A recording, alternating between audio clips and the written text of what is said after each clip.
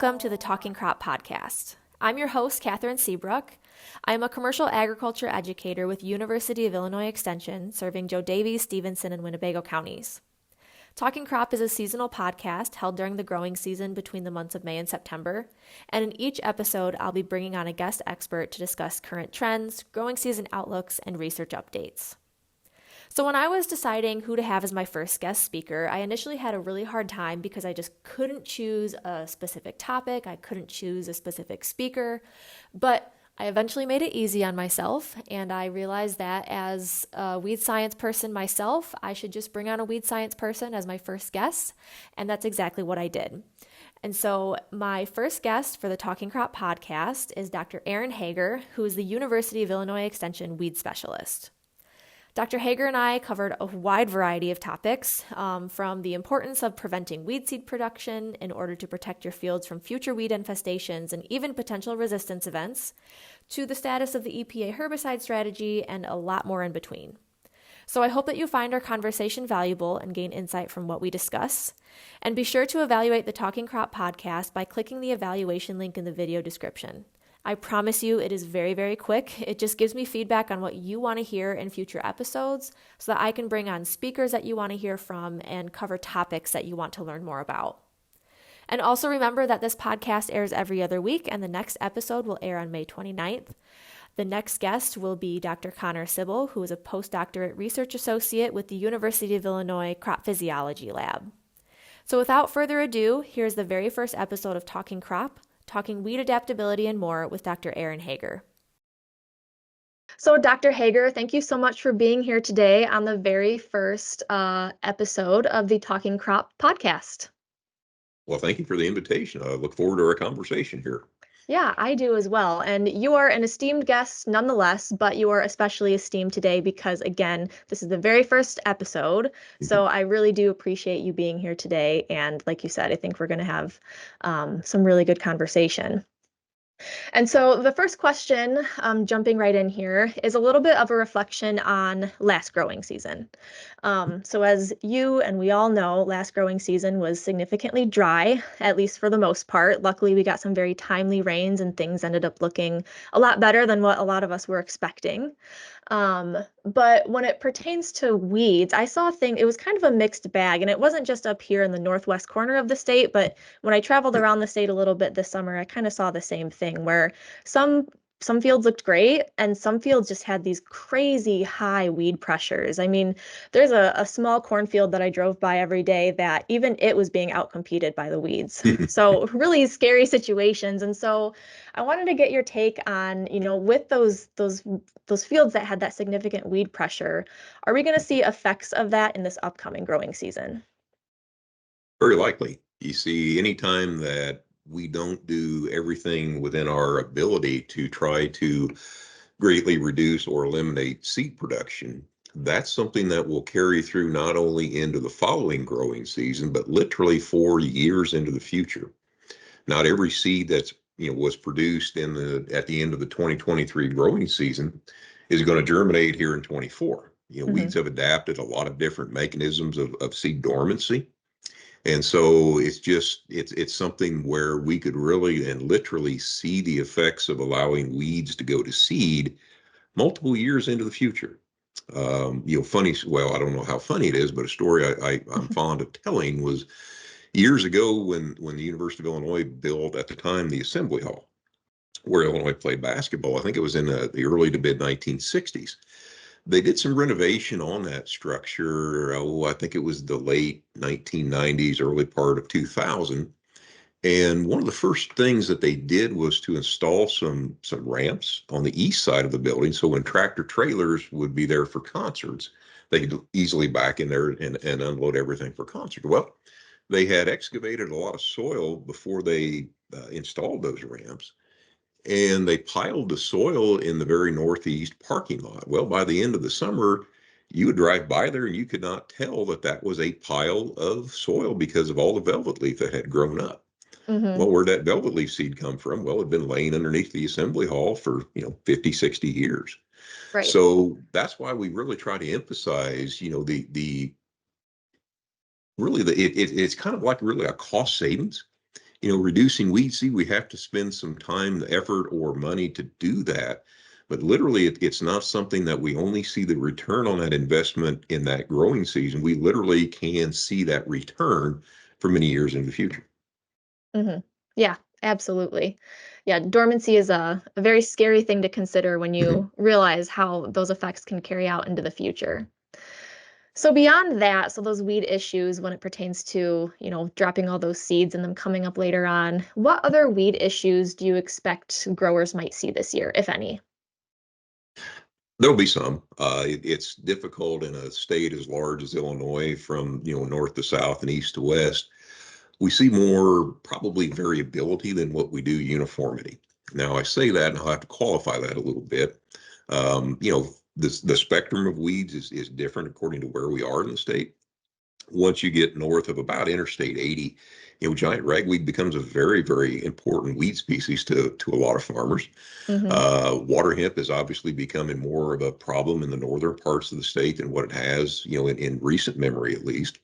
Whereas here in the central portion and the southern portion of the state, the issues that we contend with amaranthus species are probably the most contentious ones, whether that be issues related to herbicide resistance, whether that be issues of not being able to make timely applications to get emerged plants controlled, whether that's Mother Nature not cooperating and giving us some good rainfall after a pre-emergence herbicide application to get that material into the soil solution where it needs to be to work. It's a species that has, these weed species have really adapted to our farming practices. I'm sure we'll talk a little bit in the near future here about the amaranthus and the water hemp, but I go back to some work that was done, here at University of Illinois, clear back in the late 1960s, and that was looking at the duration of emergence of giant ragweed. Well, they collected seeds from fields around the state, brought them back here, did what's called a common garden experiment. Well, the conclusion of that work was that they predicted giant ragweed would never be a weed species that Illinois farmers would have to contend with. Hmm. Why? Well, basically what they found in these common garden experiments is that any giant ragweed plant that was going to emerge, it did so by May 1st. Well, if you think back to how we farmed back in the 60s, for example, we didn't have most of the corn and soybean crop planted by May 1st. And we typically back then, before we put any seed in the ground, we had some sort of a tillage operation. So essentially what was happening, taking place, 50, 60 years ago, tillage was effectively controlling giant ragweed. Right. Well, that experiment was actually redone and repeated probably around 20 years ago here.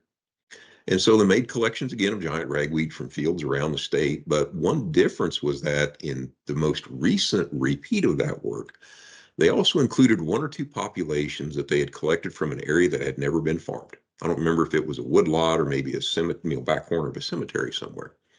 So they did this common garden experiment. Well, now what they found is that the giant ragweed that had been collected from fields that had been in production for years, instead of all being done by May 1st, now they were seeing this much prolonged emergence, Hmm. throughout May into June, maybe even early July. But the one or two collections that they made from an area that had never been farmed, that had never undergone any kind of selection via, farming practices, those plants still emerged by May 1st and they were done. Hmm. And so it's really an example about how that particular species evolved to our farming practices. Really has nothing to do with resistance or anything like that. It just simply adapted to to how we farm, and we will continue to adapt like that. So when we talk about what we foresee coming here in the 2024 growing season, it'll be different. It'll be different than the 23 season. It'll be different than any other season that we had before. So I Hmm. think it's not anything that we can't prepare for and manage. But there's always those calls that you get, one or two of those every year. It's kind of like this. Oh, well, that's happening now. Well, that's interesting. I didn't Hmm. really see that on the horizon, but again, it'll be different. Yeah, it makes it really hard to predict, Mhm. that's for sure. Yeah, it's funny you mentioned that. That's something that growers up here in the northwestern portion of the state, they have mentioned that that's something they've noticed for sure is that shift in emergence of giant ragweed. So yeah, weeds do know how to adapt. That is for Oh, sure. yes. Oh, definitely. Sure. So what about herbicide carryover? Is that something that, growers should be concerned with? And in relation to that, what should they be cognizant of, toward, in the middle or the end of the season to make sure that it's not an issue in the beginning of the subsequent growing season? Sure. And that's something that we saw a fair amount of last year in the 23 growing season. Many of the corn herbicides that we had applied during the 22 growing season, especially the post application, were made under some very dry soil conditions. And essentially, we more or less stayed dry for a lot of the tail end of the 22 growing season. And so what we were seeing, and this was particularly keen here around Champaign-Urbana area, a lot of carryover of the Group 27 herbicides, things Hmm. like the mesotrione or Callisto or Lautus or Impact, those kind of products. But we also saw probably the most clopyralid carryover, Stinger, Hmm. trade name of a herbicide, that I think I've ever seen on such a large scale. Well, if you go back and think about the conditions, it's, folks always talk about, well, how much moisture did we get after we had made that application? And it's certainly a very valid question. But we also, when we talk about carryover, we need to keep at least in the back of our minds that part of the carryover equation, if you would, is depending upon what the moisture level was even before that application was made. I'll give you an example. Let's say we make an application. We've had near normal rainfall. We're not terribly late in the growing season. If we have good moisture in the soil, that means more of the exchange sites on the soil colloids are now occupied by water. Hmm. So in other words, the herbicide's not able to bind. It basically stays into solution. If it's not bound to the soil colloids, if it's microbially degraded, that's available. You take the same exact point on the calendar, but now you've had some very, very dry soils, for weeks without, sufficient rainfall. Now more of those exchange sites are not occupied by water, which means that herbicide can now bind much faster typically, and over time some of these actually bind stronger. Over that bond gets even stronger over time. So it would take more and more moisture now to dislodge those bound ones, especially ones that tend to bind tighter over time. And that's, again, even if we return to some near normal precipitation later into the season, if that material is still adsorbed, it's not going to be available. At some Hmm. point, it will be dislodged from the colloids, and unfortunately, sometimes that is the next season. Right. So we had a lot of similarities in the 2023 growing season about the time that we were making these post applications as we did in the 22 growing season. We were fairly dry in this post window last year. We did get some appreciable moisture, but a lot of that was toward the end of the growing season. And when temperatures typically get below about 50 to 55 degrees, a lot of the microbial activity stops. Right. And so we may look back in October and November and say, wow, we've got a lot of rainfall. We did. But those processes that are driving herbicide degradation in the soil have more or less gone dormant, under these cooler soil conditions. So long story short, we don't rule out the possibility of seeing carryover again in 24. I think there's going to be some areas of the state it's going to be likely to happen, but so much of that, of course, is going to depend upon, well, when can we actually get in to plant the crop? We just Hmm. talked before we started recording here. In this area right here, we had over 2.5 inches this weekend, so we're going to be out for a while. What that means is that the only surefire remedy to preclude carryover is really time. The more interval Hmm. that you can allow that material to degrade in the soil without the presence of the sensitive crop, the likelihood of carryover injury goes down. But we see this trend a lot, across a pretty large chunk of Illinois to plant soybeans sooner in the growing season than what we typically ever have before. Yeah. And we've had folks I think we planted our first soybean trial this year on Good Friday Wow. at the end of March. So that's one thing that we're going to look forward to, I guess, in the future is probably having to have more conversations around herbicide persistence and carryover, simply because of this trend to try to plant soybeans earlier in the season. Yeah. Right. Yeah. So it all comes down to the weather, of course, the one thing we can't control for the most part. Um, so yeah, I mean, I would you say it's then important for a grower to kind of be cognizant of when they've made those applications, being aware of what those weather conditions were after the application, so that they have an understanding that, based on these conditions, I could see carryover, so maybe it'd be a good idea for me to delay planting a little bit come spring. It's something where, we understand that once farmers have conditions that are conducive for plant, they're going to do it, right? Right. They're not going to Yeah. stop. They're not going to slow down. But let's just say you had that one field in 23. Maybe it was a later season cleanup. You tried to clean up some weed escapes and you had the dry weather and this, that, and the other. Well, if it's possible, could you schedule that one to be planted last here in 24? Again, you'll Mm-hmm. given it a little bit of more additional time because that's really, again, really the only thing that is working so in our favor, so to speak, is just allowing more and more of that product to degrade over time. There's Mm-hmm. nothing that we can really do to speed that up, so to speak. It's just a process that has to take its time to do. Right. Right. So staying on the topic of kind of current conditions of last season and now this season as we're entering our growing season. We, because of our very, significantly warm winter, we had a kind of an early spring. And so with that came an earlier emergence of our winter annual species. So with that, growers, I think, tried to get out a little bit earlier to make their first herbicide applications. So, with along that same vein, do you think that that will mean that there's going to be an earlier shift in some summer annual emergence, or related to that, is there going to be an earlier application period?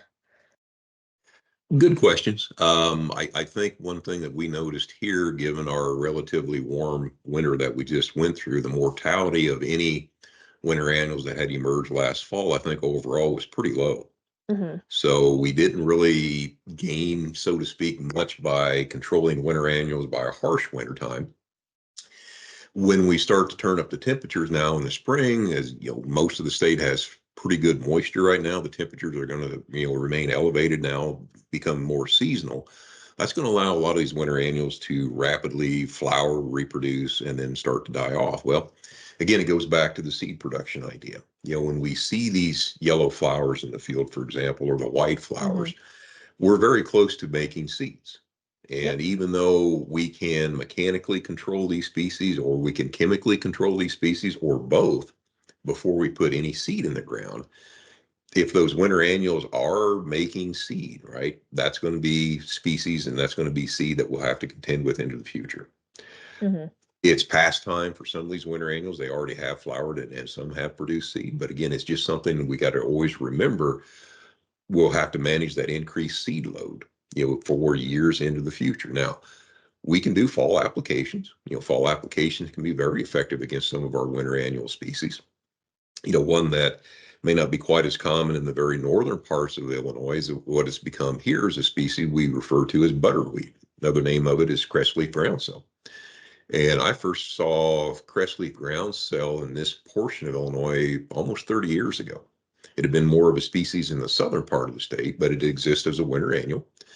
But it can produce a lot of seed that are very windborne. So they're wind transported seed. If you think about, a dandelion seed and how it moves in the wind, that's a Hmm. lot of how these seeds of crestleaf groundsel.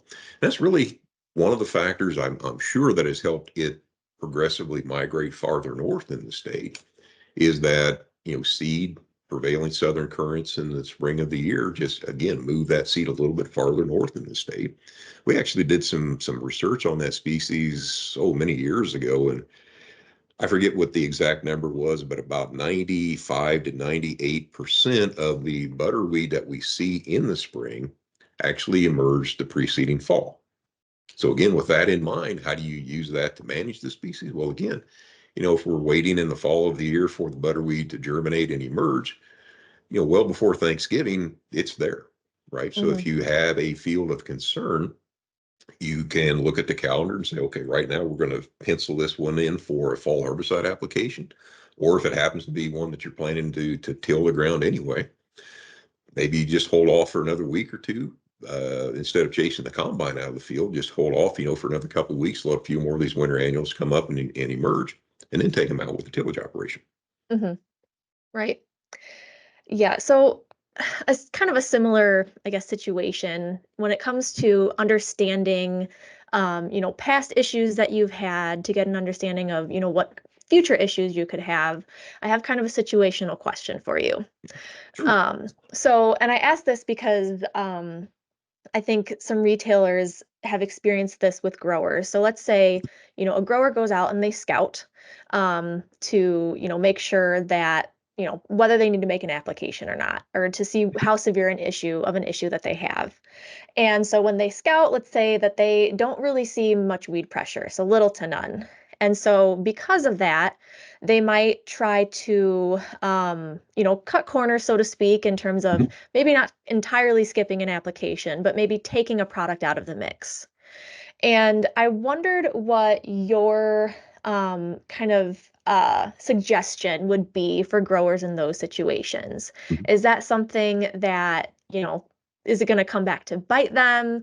And why I said before that it kind of relates to understanding your situation is something that I thought of with this is kind of, is it related to that? Is it important to kind of have an understanding of your field history as it pertains to your weed species so that those pieces of information can help you make those decisions when you go out and scout and kind of assess the situation.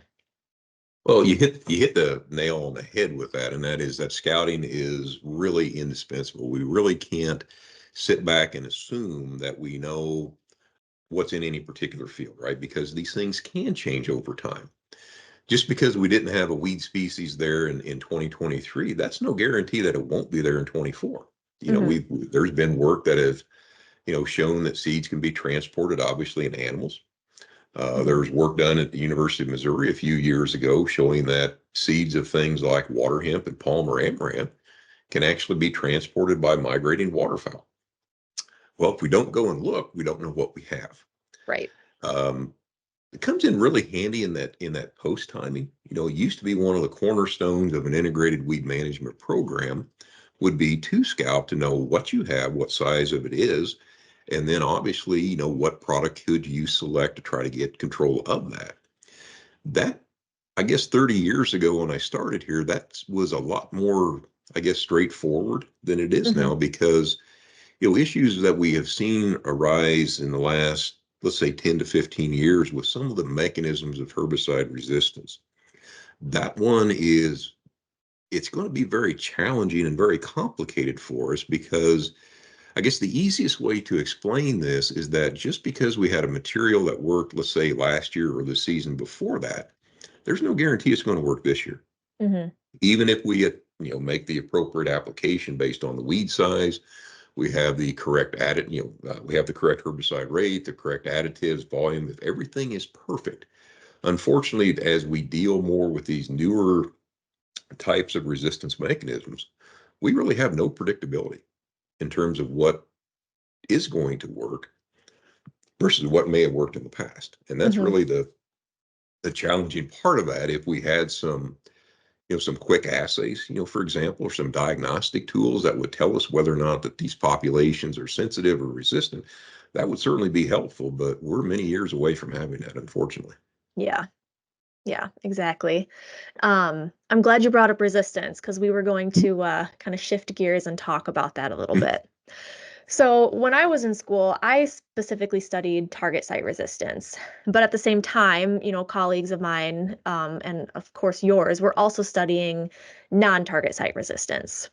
And so I wondered if it's appropriate to say, is non-target site resistance becoming more of an issue? Has it always been a significant issue, but we just didn't realize it? Kind of, what would you say to those questions? I would probably say yes to both of them, actually, as an answer. It is becoming more of an issue in terms of the research and the recommendations that we're trying to generate here.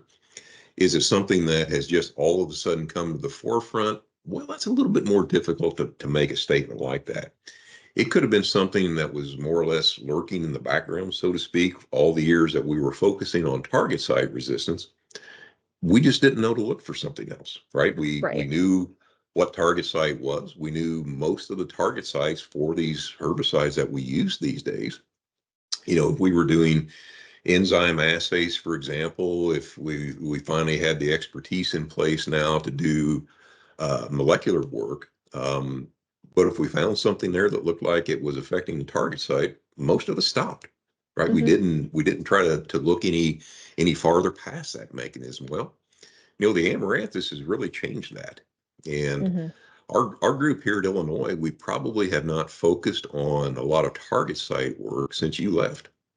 It's because that was really the time that we were seeing these populations that, even if the target site remained sensitive, they were still resistant to this herbicide and we couldn't control it. Well, that really came to probably the spotlight, so to speak, when we found the first instance of resistance to the HPPD inhibitors.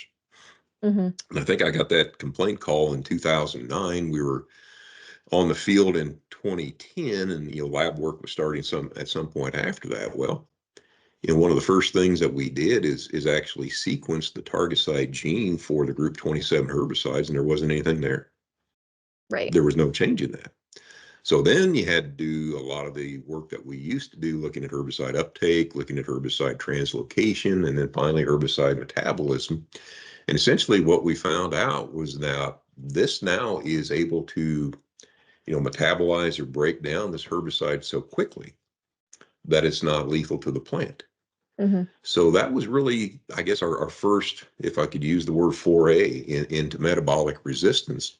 And that's more or less work we've stayed at for a long time.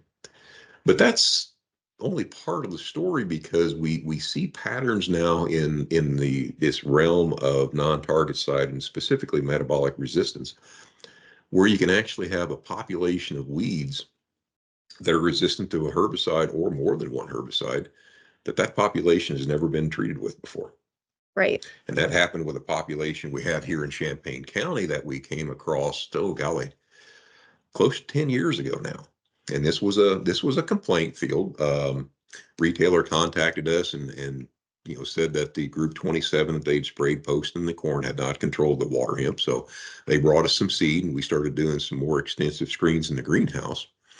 And we had screened it in the greenhouse with 2,4-D.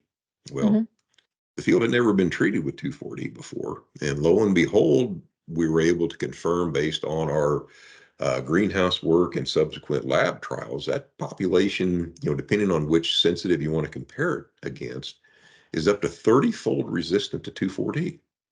But it was never treated with 2,4-D before. And so that obviously raises a lot of questions. Is, for example, well, why are these populations behaving like they are? Why are they showing resistance patterns that, the old textbook, so to speak, it doesn't fit the definitions. It doesn't fit the patterns. And so that's really where this non-target site and metabolic resistance has taken us. It backs us sort of into a corner, because if we don't know why these populations are behaving the way that they are, if we don't have any predictability in terms of which herbicides are either ineffective or remain effective, how do we come up with a herbicide recommendation? Right. Now, you hear a lot, and you continue to hear a lot about, this concept of effective tank mixtures. Well, effective tank mixtures and multiple herbicides and this, that, and the other. And, by and large, that was a question that the weed science community had struggled with for decades. And it actually the work was done here at Illinois in conjunction with our USDA colleagues. And I think we published that work clear back in 2015, that clearly tank mixtures was a more effective strategy to delay the onset of target site-based glyphosate resistance as compared with simply rotation. Herbicide rotation actually increased the frequency of resistance, whereas tank mixtures slowed that evolution. And so, by and large, the registrants and the herbicide industry really they picked up on that message, and I think rightfully so. This idea of using these multiple sites of action, multiple effective herbicides, instead of trying to rely on one product this year and then switch to something different the following year. But again, that work was based on target site resistance, and we really, in complete transparency, we have no data on whether or not the tank mixtures are the best way to proceed forward with metabolic resistance.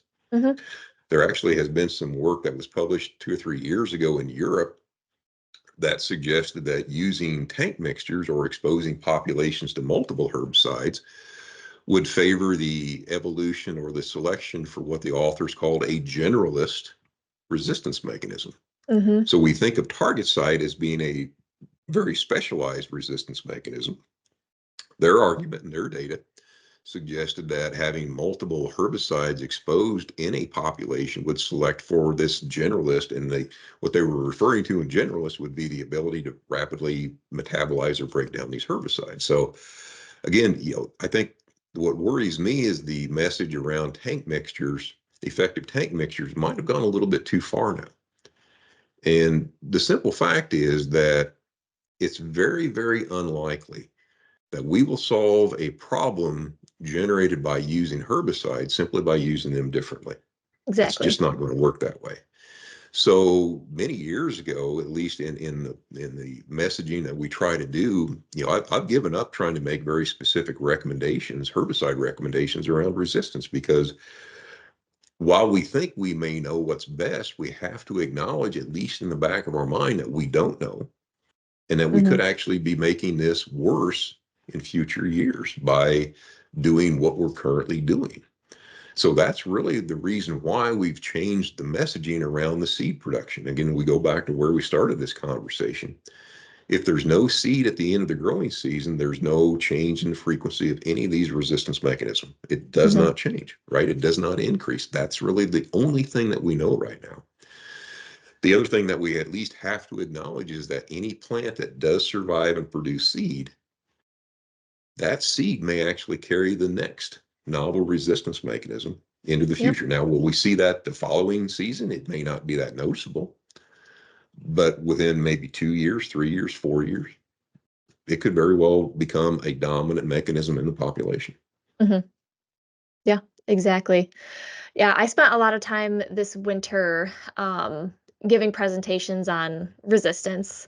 Mhm. And, that's the end message in my presentation as well, that we need to prevent weeds from going to seed.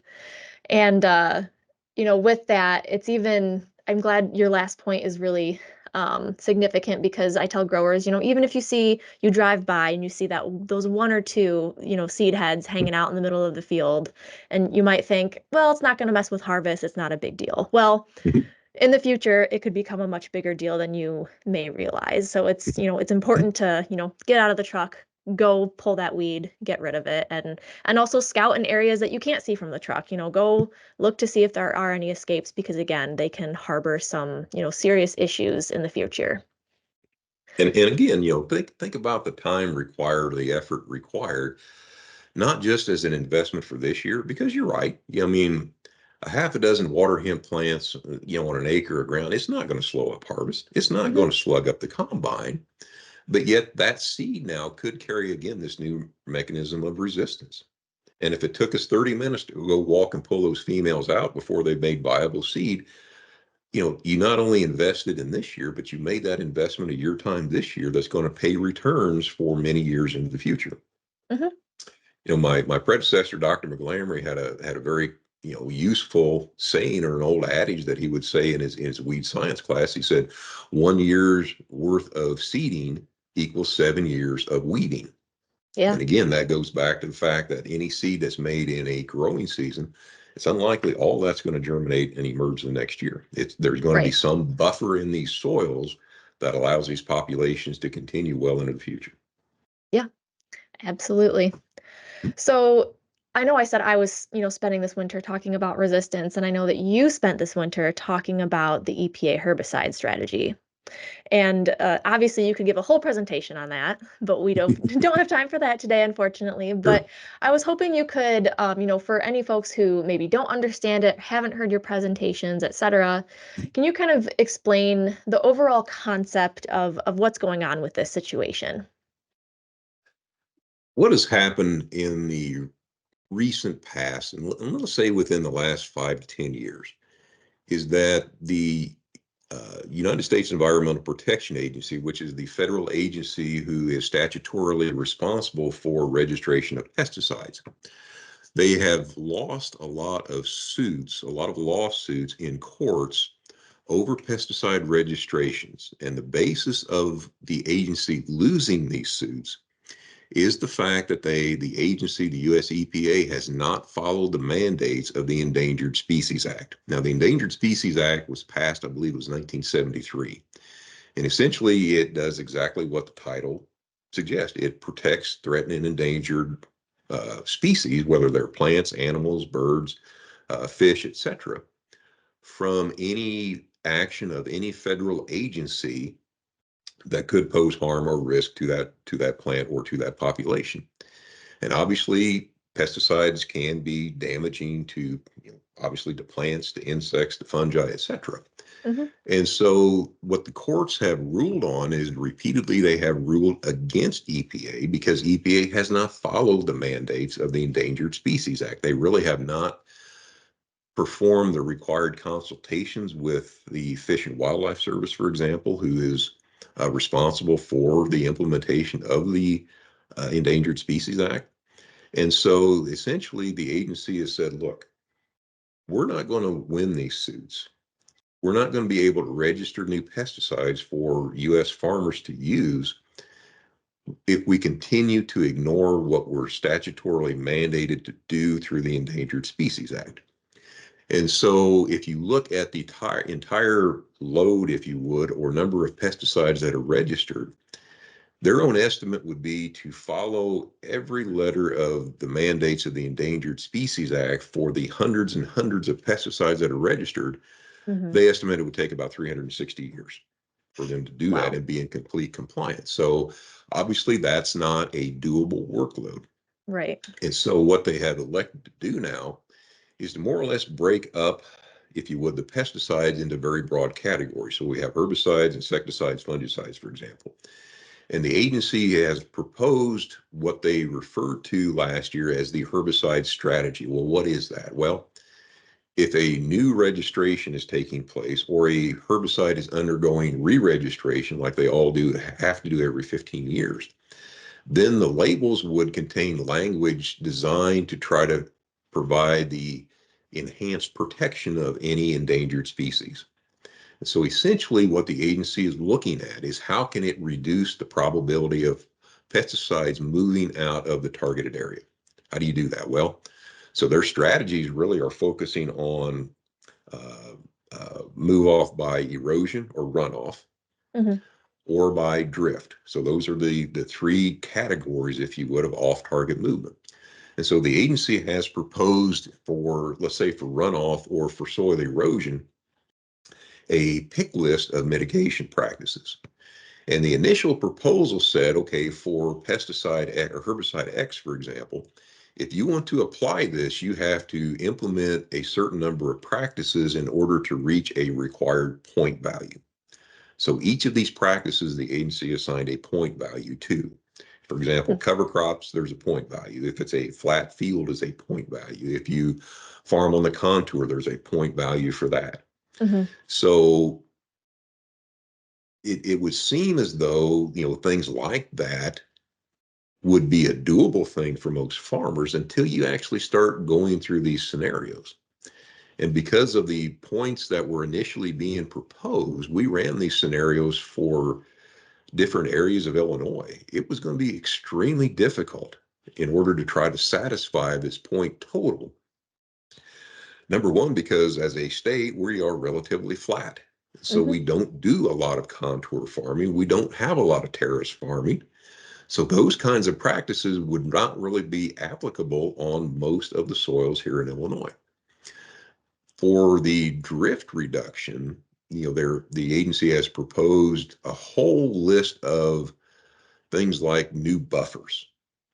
They're talking about windbreaks and these sorts of things. They're talking about very prescribed applications for either ground equipment or for aerial application. And again, all the agency hopes to do is to have these practices that would eliminate or greatly reduce the potential to have off-target movement. Now, roughly 60% of all the species that are listed as endangered in the United States are plants.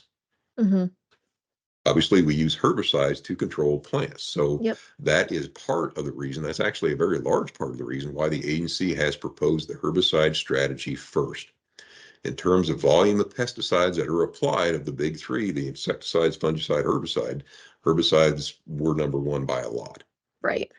So that was really the reason for the focus on this, or the initial proposal being around the herbicide strategy, was let's go after the ones that are used in the largest volume that essentially could affect the highest percentage of endangered species. Now, most of these species, for example, and let's just talk about the plants, for example, most of the endangered species would not necessarily be growing in a cornfield Right. or in a soybean field, Yeah. right? But they could be growing along the ditch bank that's 2 miles south of that field.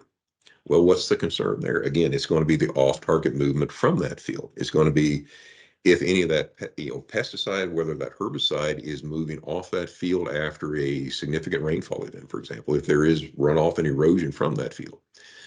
If, for example, during the actual application of this, if somebody is applying these products under condition that favor, drift, physical drift, that's going to be the concern for that species that maybe is a half a mile to 2 miles, away from that actual treated field. So while it doesn't always seem, I guess, intuitive that we need to be concerned about endangered species because we don't typically see these things where we do farm, right?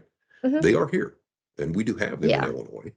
And it's not that they're in the fields per se or that frequently, but they are in areas that are adjacent to fields or downwind from fields or downstream from fields.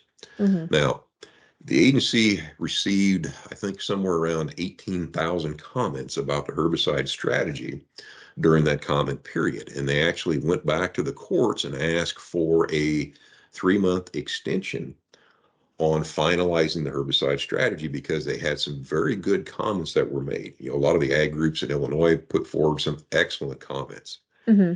And it wasn't comments that were simply, well, we can't do this, or this is kind of silly. They were comments that had a lot of substance to them. Okay, Yeah. we can't do this practice because of, here's the factors, here's the reasons why we can't do this. Others were suggestions for other mitigations that the agency had not proposed that really made a lot of sense to help reduce off-target movement. So now the target, I believe, is August of 24 when the agency would come out with their herbicide strategy. We're getting some signals from the agency in some of their news releases and press releases that, number one, of course, they are paying very close attention to these comments. And number two, we're quite hopeful that whatever this herbicide strategy does become, that it won't be nearly as onerous on farmers and pesticide applicators as what was initially proposed. I think, Hmm. our gut feeling is it's going to be a lot better. We don't know how much better. It's still going to fundamentally change at some point. The EPA following its mandates under the ESA, it will fundamentally affect every pesticide application in Illinois at some point in the future. Hmm. There's really no way around that. Now, some may say, well, we don't need this. We haven't caused a mass extinction of endangered species in all the years that we've done this. I get that. But you have to look at the legal standing of these statutes. You have a federal agency that by law is required to follow ESA. They're losing these cases in the court system, which means that the likelihood of Illinois farmers getting a brand new herbicide, for example, it's not going to happen Hmm. unless the agency does do something that the courts would agree with is now following their mandate to follow the ESA. And until that point, we're not going to see a lot of new products into the marketplace. We could potentially stand to lose existing products as they go through re-registration if the agency is not following the mandates of the ESA. They have to do something. Our hope is it's not the something that they had initially proposed, at least with the herbicide strategy. But in order to bring, again, new innovations to farmers, they have to do something. Hmm. Hmm. Yeah, it's really positive to hear that it's sounding way less daunting than what it initially had. I know there was a lot of stark reactions to the first suggestions, so that's refreshing to hear that they have taken those comments into consideration. And And that, so, that'll be good. That'll be good news, moving forward. I think, because after the herbicide strategy will be the insecticide strategy. mhm, yeah, And we've got some signals from the agency that, at least there is some likelihood that the way that the insecticide strategy may follow the quote unquote blueprint of the herbicide strategy. So it Yeah. may, those folks who are primarily in the world of insecticides may not have as onerous an initial proposal from the agency as what we felt like the herbicide strategy was for, the herbicide industry. So, you know, other suggestions, comment periods, we really encourage people, even farmers in the state, if nobody has ever taken the time to, make a comment about a strategy that the EPA is proposing, now's really the time for your voice to be heard, because now is the Hmm. time where you can really have an impact on how are we going to use these products in the future. Hmm. If we don't make these comments, if we don't make these suggestions, then the agency may say, well, we think this is the best thing based on our models. So this is Right. what we're going to do, even though their models are models, and that's not necessarily always the outcome in the real world. Hmm. Yeah, absolutely. That's a great point. I'm sure the folks on the fungicide and insecticide side are watching all of this with bated breath, anticipating their turn. So how does this then, and does it relate to the recent dicamba ruling? Well, the courts in Arizona, essentially they followed a little bit of the same thought process or logic that the California courts did back in 20, when the court vacated the dicamba soybean product labels. Hmm. And that is that, the ESA consideration is in that, but it was also the fact that the courts felt like the agency had greatly underestimated the off-target damage that these products have caused across the landscape. And the Arizona court went on further to say, well, the reinstatement of these product labels at the end of the 2020 year, because the labels had essentially been vacated before that, the Arizona court said, well, that was a they considered that a brand new registration. It wasn't a renewal of the labels because the Ninth Circuit had vacated the labels. Well, Hmm. according to federal law, when an agency is proposing a new product label like this, they have to have a comment period. US EPA did not offer a comment period when they re-registered or essentially issued new labels for the dicamba soybean products at the end of the 2020 year. So the Arizona court said you shouldn't have done that. You had to have that comment period, and because of again, multiple factors, Hmm. that's why the Arizona court again vacated these labels.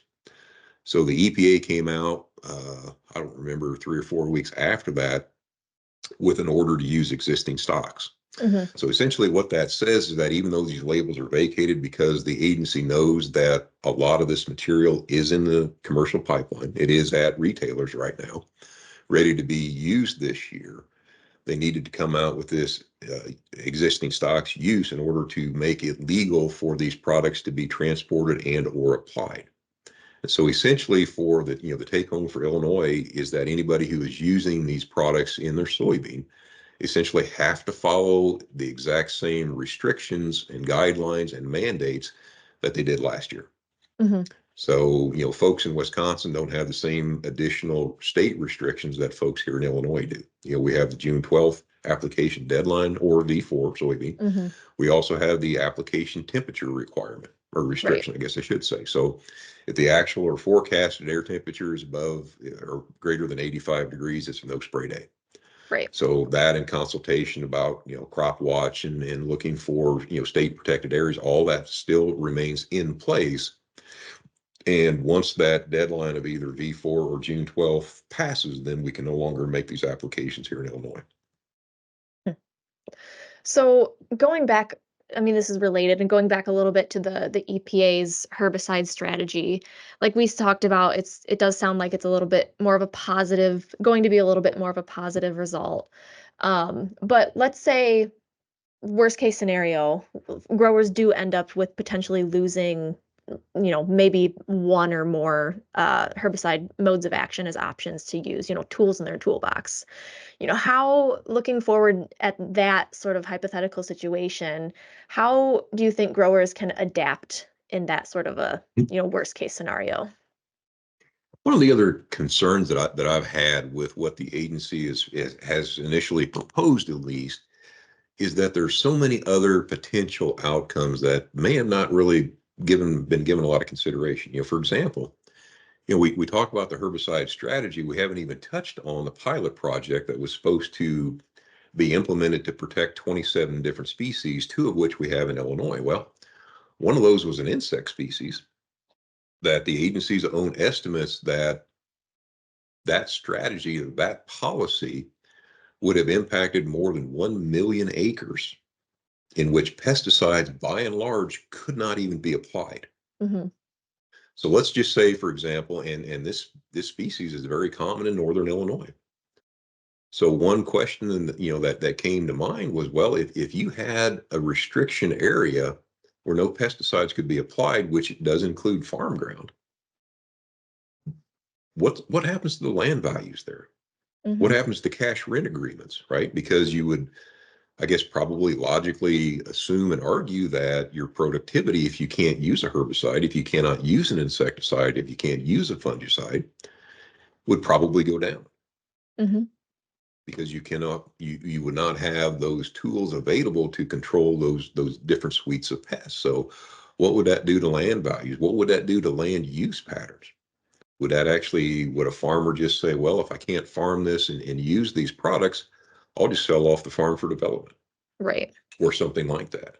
So we can make these, I guess, or we can pose these questions, but until we really get to the final strategies and the final plans, there's not a lot that we can really say for sure is how it's going to happen or how it's going to play out.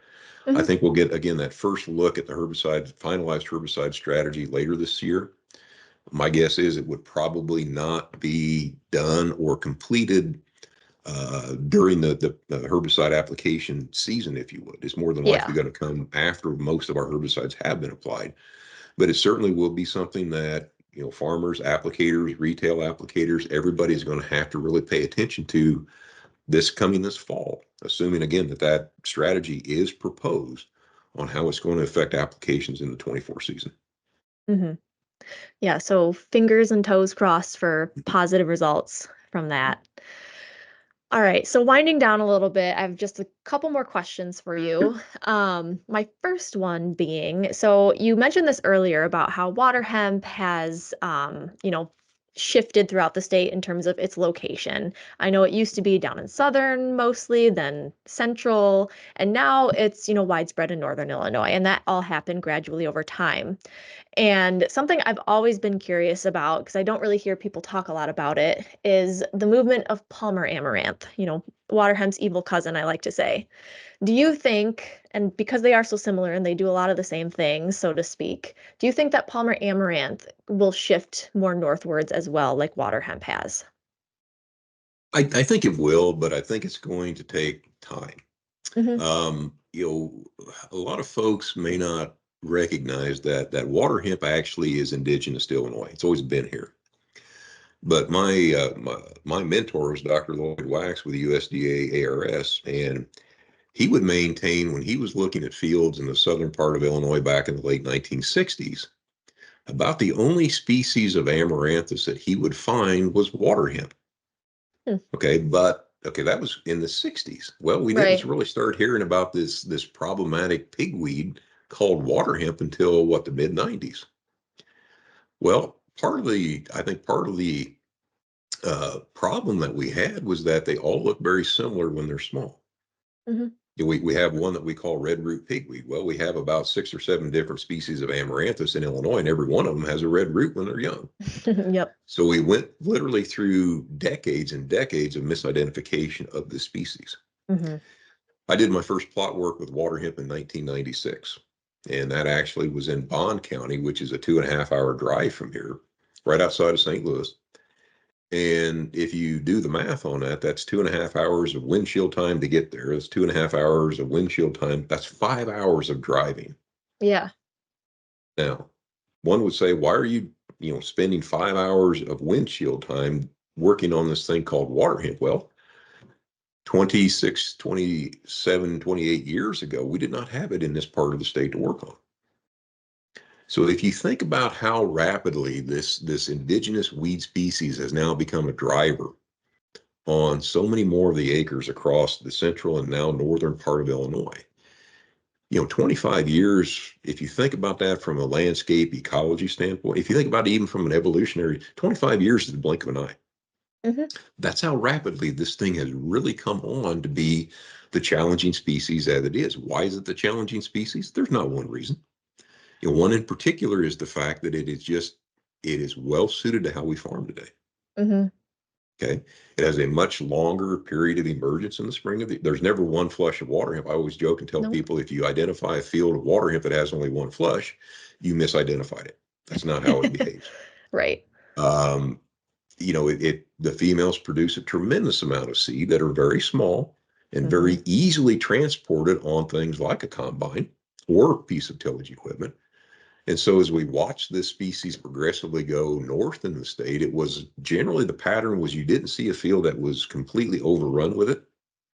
The first time was typically you would see a few scattered plants at the entrance to the field, where that combine pulled in last fall, or where that piece of tillage equipment came in this spring, carrying a little bit of seed and starting that infant state. Now, if you go back to that same field 3 years later, if the folks really hadn't paid attention to it, now you would see it across the entire field. Yeah. Now, will Palmer do the same thing? One of the big differences between water hemp and Palmer is that Palmer is not indigenous to Illinois. It actually originated and evolved in the Sonoran Desert in the desert Southwest.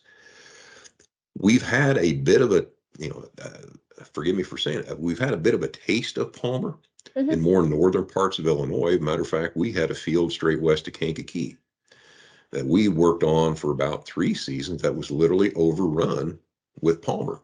Mm-hmm. And we can still find it in that area, northern Ford County, Kankakee, western Kankakee County. But we tend to see it more commonly on lighter textured soils. Right. That field that we worked on was a very coarse textured soil, and that's the area that it evolved in. That's what it likes, so to speak. We had one of the 3 years that we were on that field where we had a tremendous amount of spring rain. Now, this was a high sand content soil. And when I say a high amount of rain, we actually had standing water in that field that's how much we got. Wow. That year, the Palmer never got much taller than about chest high on me. Mm-hmm. So I called my colleagues at Purdue, because I know they had a site essentially straight east of us. And I said, how's your Palmer behaving this year? They said, well, it's about chest high, and that's about it. So it doesn't like a lot of high moisture events, which sort of makes sense because of where it evolved. Yeah. The other introduction, I guess, widespread introduction that we had was the year when the CP42, the pollinator plots through NRCS, were very, very popular. So much so that a lot of these seed companies ran out of stock seed for planting the CP42 plots. So they had to collect more seed. Well, what was tracked down to have happened is that several of those seed lots had been contaminated with Palmer amaranth. And so when farmers were seeding the CP42 plots, they were unintentionally seeding Palmer amaranth. Mm-hmm. And so that attracted a lot of attention, rightfully so, because that's one species that we really don't want to see gain any more of a foothold in the state if we can. But we went back to those sites, the year after that, and 2 years after that, we really did not see the problem in the subsequent years, at least not to the extent that we were very concerned that we would. And so Dr. Bob Hartzler, who is a retired weed scientist at Iowa State University, he and I were talking about it, years ago, and his thought was, it's going to take Palmer time to adapt to the soils and the climate of the Midwest. It more than likely will, right? It's found a good home in the Mid-South. It's found a great home in the southeastern part of the state, or southeastern part of the U.S. But over time, again, just like the seed question that we started this conversation with, if we allow these few survivors to produce seed, each one of those survivors has now undergone another year of selection, whether it be to herbicides or Midwest growing conditions. Mm-hmm.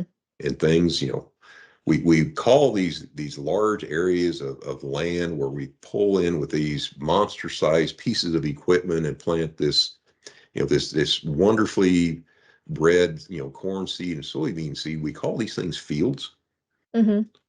But these are really biological systems, and biological systems, by their very nature, they're never static. They're always dynamic. They're always changing. Hmm. You talk about giant ragweed in northern Illinois.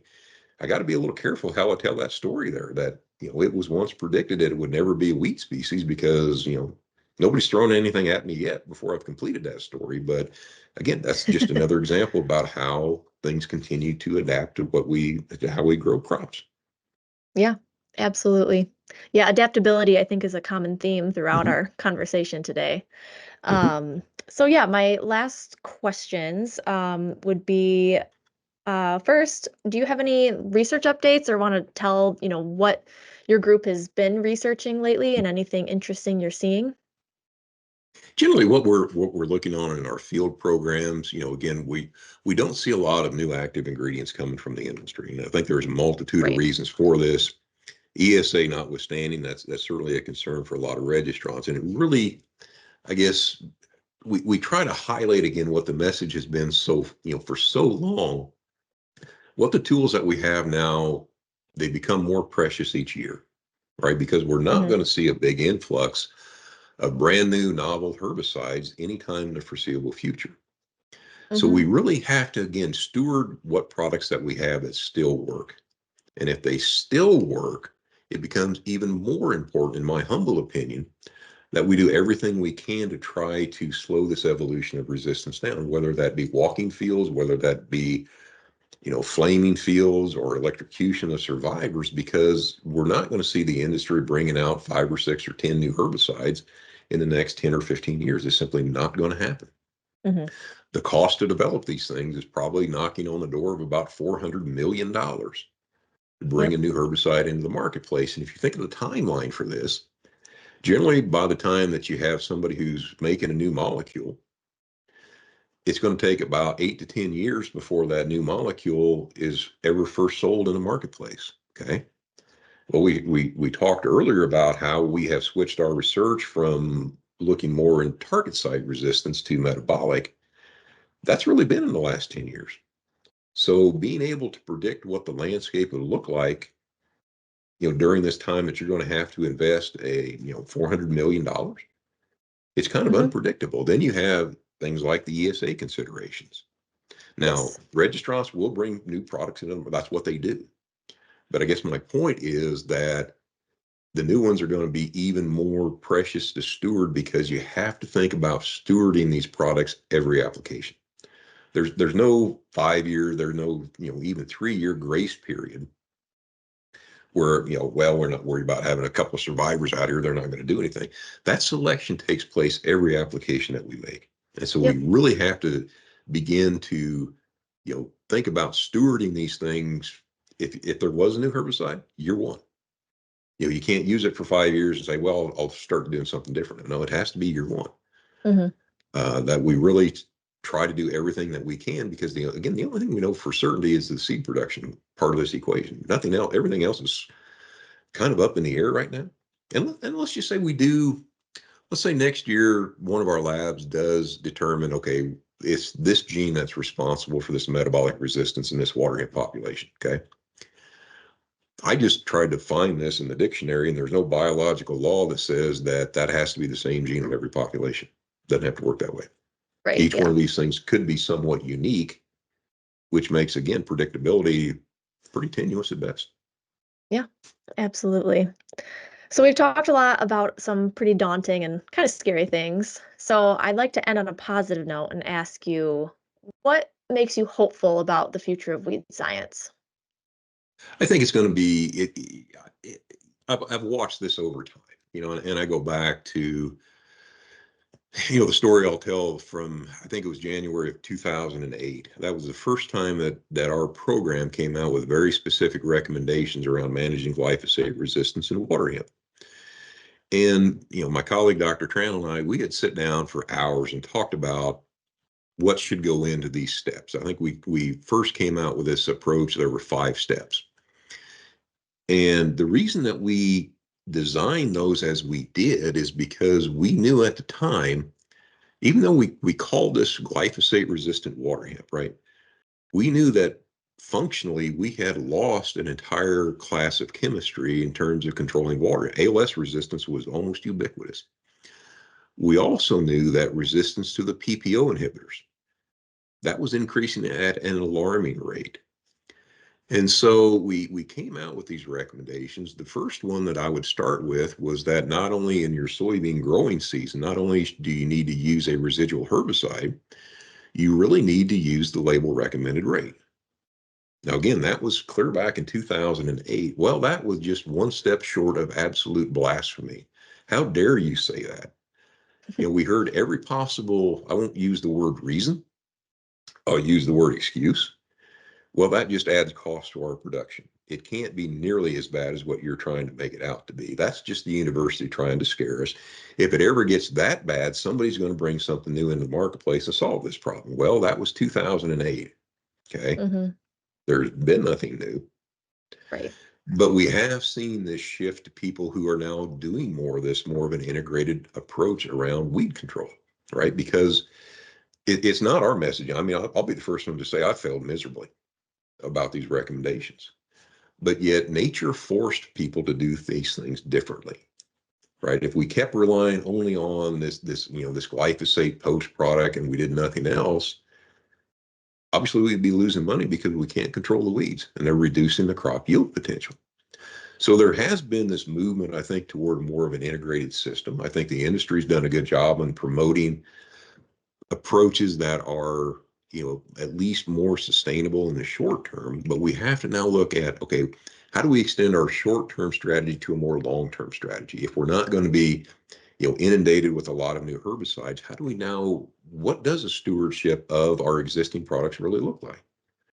And there's no one size fits all approach because we know that the Sum Zero weed seed, that's the way to go. But how a farmer would get to that could vary by individual farmer, by individual Mm-hmm. field.